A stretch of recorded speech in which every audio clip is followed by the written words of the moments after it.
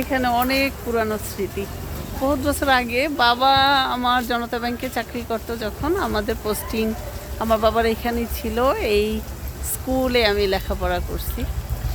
আজকে আলহামদুলিল্লাহ আজকে একটু ঘুরতে বের হইলাম, বৃষ্টি পড়তেছে, তো চিন্তা করলাম স্কুলের সামনে, এটা পাদ্রিশিপুরে অনেক পুরানো স্মৃতি এইখানটায় আমাদের।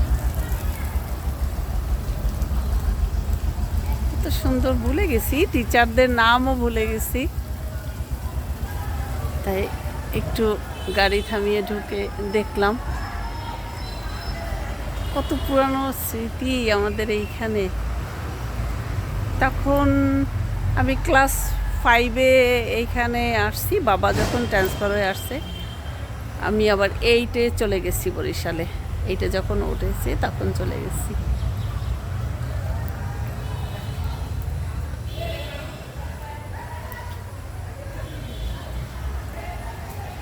আলহামদুলিল্লাহ কত স্মৃতি জড়ানো। বাবা নিয়ে আসতো, আমাদের গাড়ি ড্রাইভার দিয়ে যেত, অফিস থেকে আমরা গাড়ি পেতাম, দিয়ে যেত বাবা।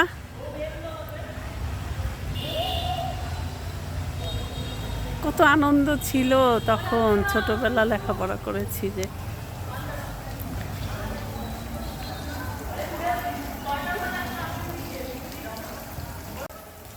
ভালো লাগে না স্কুলটা?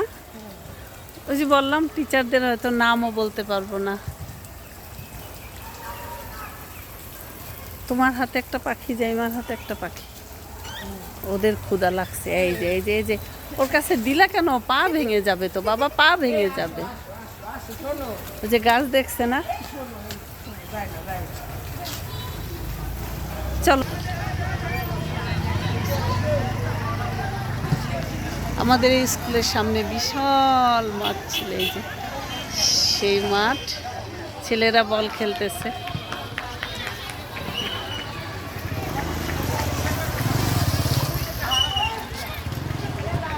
আসো চলো বাবা, দেরি হয়ে যাবে।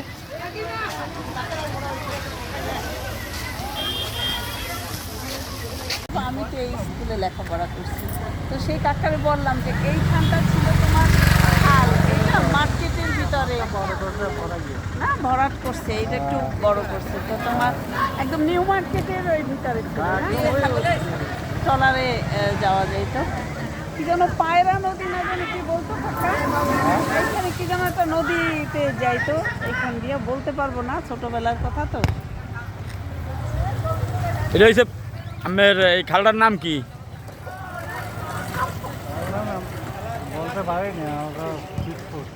শিবপুর। এটা শিবপুরেরই পড়ছে হ্যাঁ না? আলহামদুলিল্লাহ সুন্দর। আমরা এখানে আমার বাবা চাকরি করতো, আমরা নিউ মার্কেটে। এই হয়েছে ভাবির স্কুল, এই স্কুল না?